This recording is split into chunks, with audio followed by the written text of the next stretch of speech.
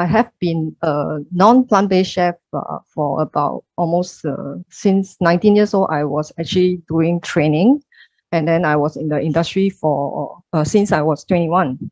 So I'm 54 this year, so almost 30 over plus years in this industry. So I actually start off with being a non-plant-based chef. Just to cut everything short, I was working in Singapore, and then I went overseas to like Australia to work during the Olympic Games.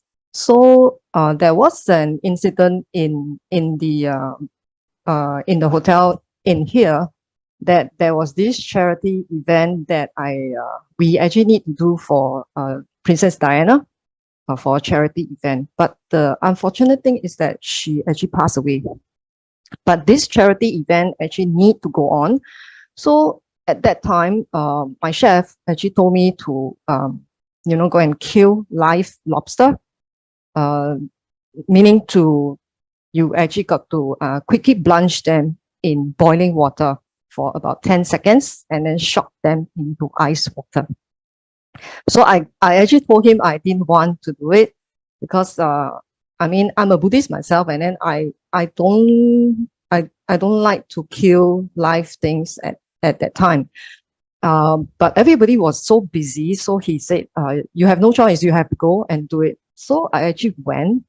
I boiled up a big pot of water, and then I got a big bowl of ice cube, and then I actually have to use the stainless steel skewer to pierce it through the back of the lobster. So I was like saying prayers to the lobster. I said, I'm actually not the one that wants to eat you, but I'm actually having no choice but to do it for this charity event. So the minute I pierce the skewer through the back of the lobster, I can hear this, scream sound that they make, and they actually urinated. So it actually feared me off at that time. But I have no choice but to continue to do it. And then after that, I actually did about 6 of them. And the minute I put them into the boiling water, I had to count to 10 seconds. So once I count to 10 seconds, I have to remove them and put them straight into the ice water in order for them to maintain the freshness of the flesh. So I actually, I saw them when I took them out from the hot water and submerged them into the ice water, they were actually still moving. So I was like, I freaked out, and then I actually threw those lobsters there, and then I went to my chef and said, I am not going to do it. I said, I cannot do it. So I told my chef, I said, can you please get someone to do the lobster instead? Then he has no choice but to get someone else to do. So that incident actually kept in my mind until today. I actually sometimes will share, even when I was in teaching, I actually share with my students why at that time I didn't really have that kind of, that kind of anxiety to actually kill live things. So then when I was in Australia, my first fatal encounter, I actually found out where is Tzu Chi branch in Australia. So I actually did volunteer work there, and then at that time, after that, I decided to return home. But Tzu Chi was always like in the mind that I wanted to continue to do my volunteer work. So then I returned home. Next slide, please, Sister Anne. So then I came back. There was this sister that asked me to visit, to be a volunteer at Batam. So I went to Batam twice. But each time when I came back, when I went, things happened. So the first was that my leg, my left leg was almost amputated because there was like this insect bite that actually kind of like the bacteria that eats up the flesh. So I didn't actually went to see the doctor for almost a month. I just like be a doctor myself. And my dad actually helped clean up the wound and all that. But the leg began to swell so big, like, that the minute I actually put down my leg, I can feel the pain through my leg. So there's one day that I told myself I have no choice but to visit the doctor. So the doctor was shocked when he saw me. So he actually gave me a very, very, very strong antibiotic. He told me that I actually got to go back to jab for twice a day for a week to make sure that the leg will get subside. So gradually the leg actually subside. So I was kind of like safe. The second time, this time I went to Batam again, and then I came back. Something happened on my right side of my neck.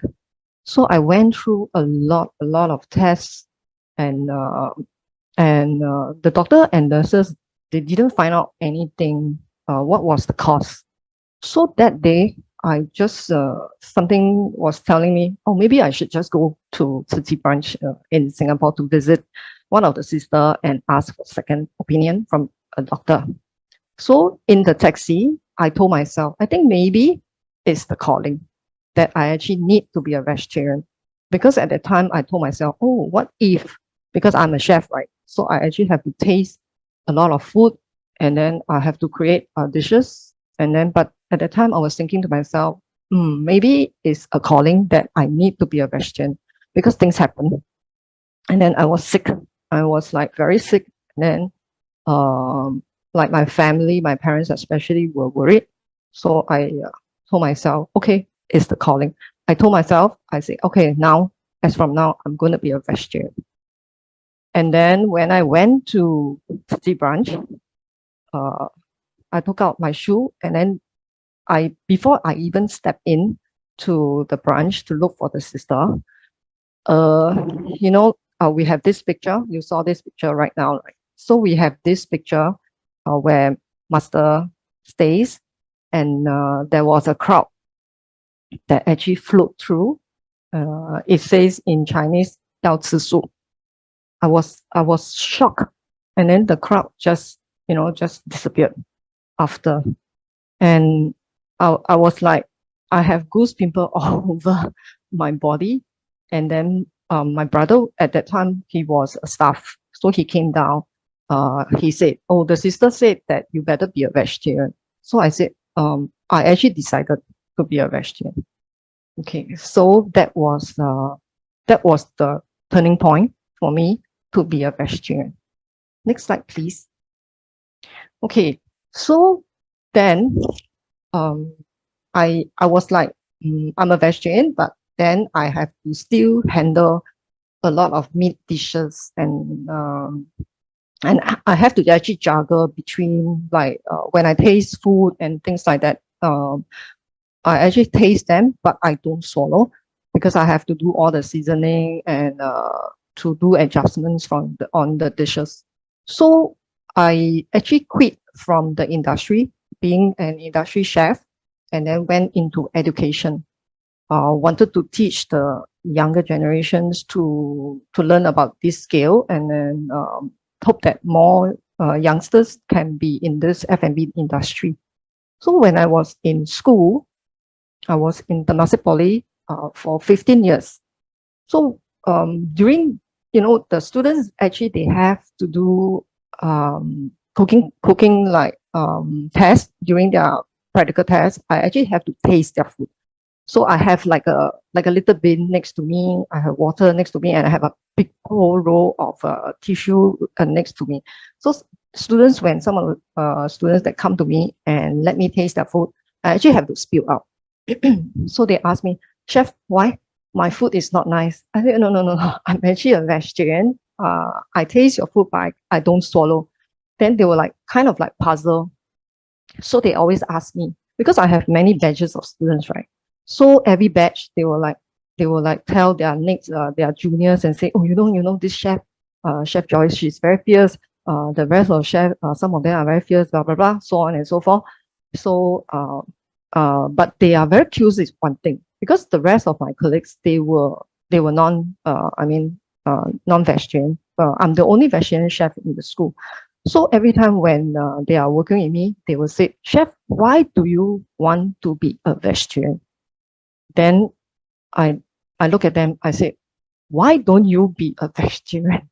Then they like puzzle. They say, "But the meats are so nice.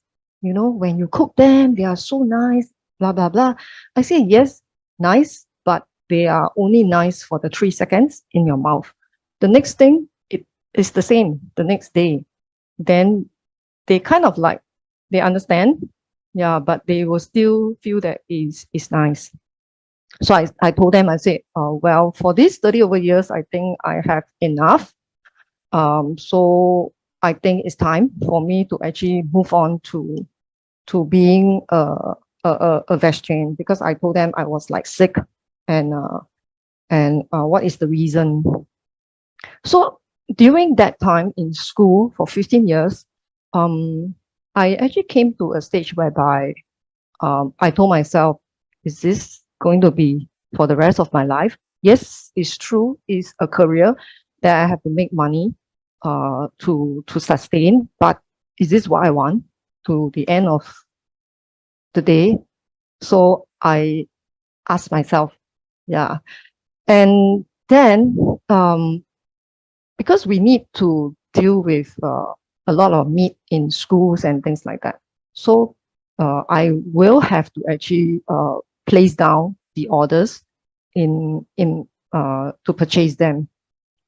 So every time when I purchase, right, especially at the end, nearer to the time whereby I intend to leave, I ask myself, if the minute I write down, like 20 chickens and all that, excuse me.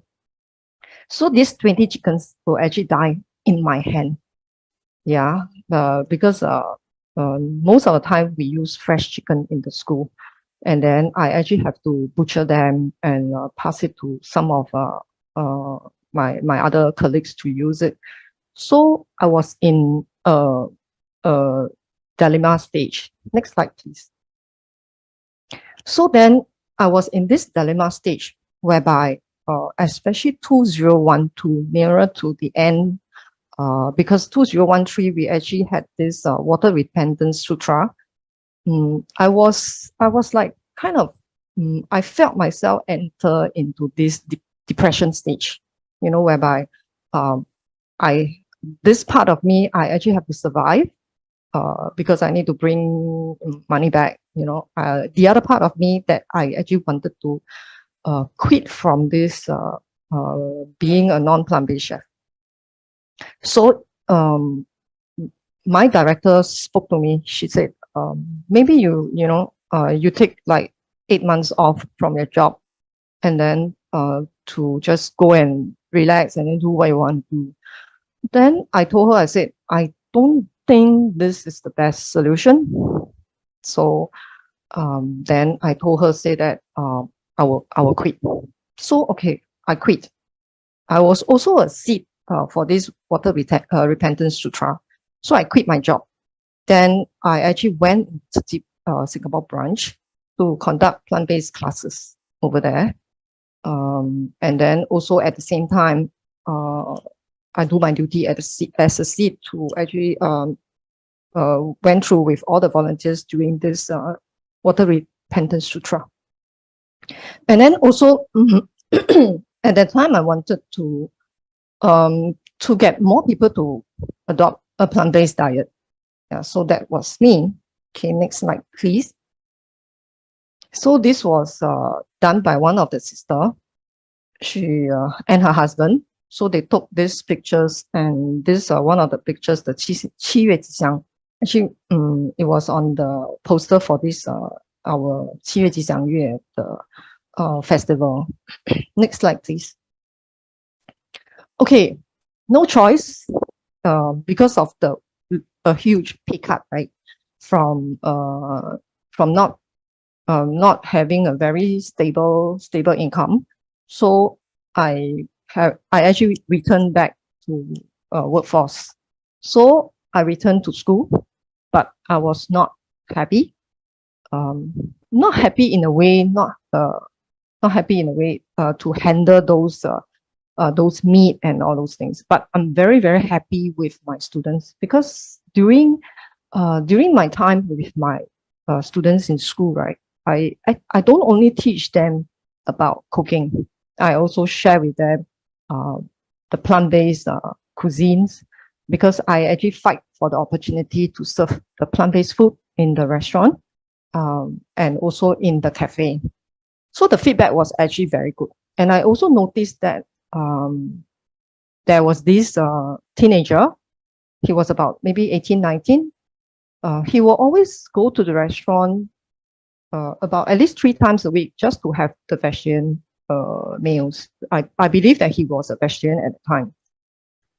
So then, because I was allowed to serve 10 servings of plant-based food in the restaurant, so I actually felt very happy. And then when my students saw the display, the food, and then I let them try, they were saying, "Oh, actually, plant-based food is not only a fried noodle, tau kwa, all those things." I say, yes, plant-based food, as long as you have whatever that you need, you can actually cook up a very, very wholesome meal.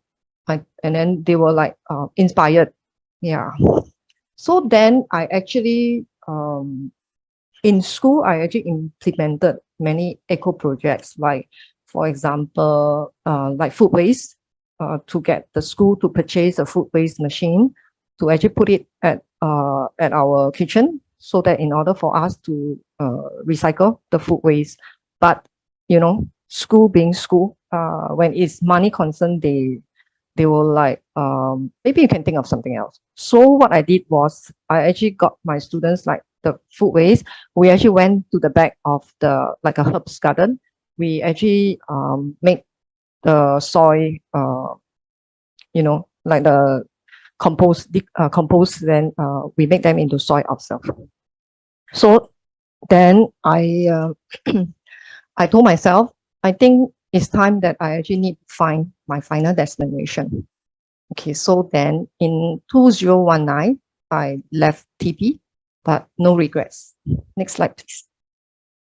Okay, so then one day I was with a sister, so we came across a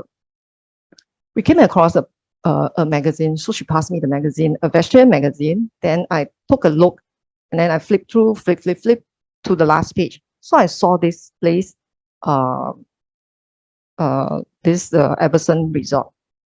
So they have this plant-based. She was not chef actually, but her sister got cancer, so she wanted to help her sister to recover from the sickness, and she went to this school in Everson Resort in Thailand. But at that time, it was not called Blue Lotus Plant-Based Learning Center. It was called Matthew Kenny. So then I took a screenshot, and then I went on website to check for this school, but there wasn't any course that they have published. So then I said, maybe I should just Facebook this lady. So I actually Facebook her. She said, "Oh, now it's called the Blue Lotus Plant-Based Learning Center." So I was like trying my luck. Then the minute I clicked Blue Lotus, the courses came out. So I was very, very delighted and then I immediately signed up for the course. And then I went back to take the course. And then in September that same year, I actually went for a 2 weeks class. So at the time, I told my ex-boss, that I want to work in this place. Then he said, "Oh, okay. Maybe you can come and be an intern." I was like shocked that when he told me that to become an intern. I said, "Okay, let me consider." Then after that year, because in Thailand, every year they have this J festival, meaning during the Chu Wang Ye, they actually celebrate. Even in Singapore, they celebrate. So in Thailand, they also celebrate. So my ex-boss told me, "Oh, okay, October, we are going to do this J festival that we want you to come and help the team."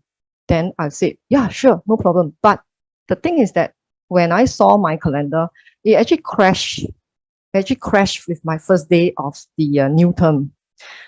So then I told myself, I say, okay, I'm not going to lose this chance. I really want to go and to help them. So I applied for urgent leave. So I went. So then uh, after the event, my boss said, okay, you are in for the team. I was very happy. So um, because I actually, it's not because that I actually stayed in the resort, everything was paid off. It's not because of that. It's because that I actually have a chance, even though I'm a chef, but plant-based is actually something that I'm still exploring till today.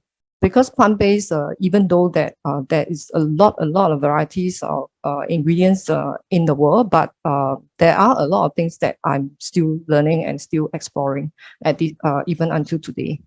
So it was a kind of lifestyle that I really look forward to. And also because the participants that actually come to the resort, right, they will actually, most of them are from overseas, from many countries. And some of them are chefs, some of them are like just normal housewife, people who actually want to learn some plant-based dishes.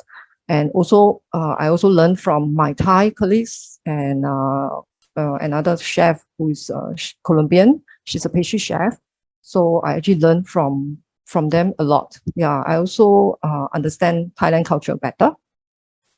The biggest thing that I had at the resort was my boss, my ex-boss. He's a very open-minded person. He gave a lot of opportunity to staff to actually create their own creations. So he gave me the role of to create Zen cuisine. Okay, next slide, please. So Zen cuisine was dishes that actually eliminate the five pungent ingredients. So it's kind of like we actually call it a temple cuisine. Yeah. Then I actually had the opportunity to work with my Thai colleagues to actually create dishes that the participants that could actually learn. Okay, next slide, please. The only thing about this plant-based, the Zen cuisine, right? We only managed to launch for one time, yeah. And then the next project that I got was to launch this dim sum. So we went through a lot of practice. We went through a lot of ingredient searching. And then I call home and ask my mom, how to do this and things like that. Try out many tries. And then we came out this dishes. I mean, of course, there are more. But the sad thing is that pandemic happened. So this dim sum classes didn't manage to launch. Even the Zen cuisine didn't even manage to launch very well. Next slide, please. Okay, these are some of the pictures just to show everyone. This is a Zen cuisine that we make. So this Blue Lotus plant-based learning center is actually like every week we have this different classes. For example, like first week we have this energy classes. Then second week we have Thai cuisine. Then third week we have this chef training, and then fourth week it depends. Sometimes there are classes by my boss, but sometimes if we don't have class, then we will do dishes creations or revamp the recipes and things like that. So we have the time to actually create dishes like this. Okay, let me see. Okay, so this thing is that the Zen cuisine and the dim sum classes didn't work out, didn't manage to launch. So is it true that good things never last forever? I think sometimes it does. because pandemic happened. And this pandemic struck really big and really hard to the whole world. Yeah. Then, so on April 1st, yeah, everybody knows it's April Fool, right? April 1st, my GM called the whole resort staff to the conference room, and he announced that all of us will be retrenched. So the whole world faced the situation like that. And then I have no choice but to pack and come back. Next slide, please. Okay, so return home and lock. Yeah, we were locked. When I returned home, I was locked in the hotel for 2 weeks.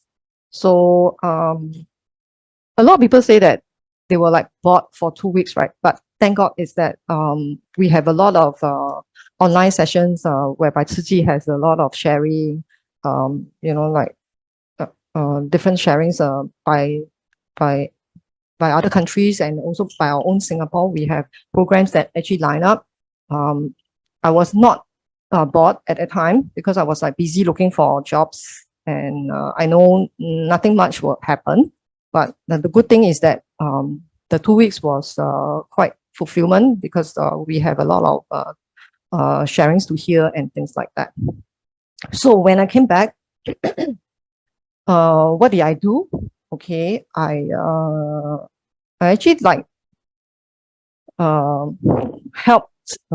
Okay, not say help. Actually, I do for like when we have activities like, for example, recycling or promoting plant-based diet. So I was actually involved with activities like that to promote plant-based cuisine.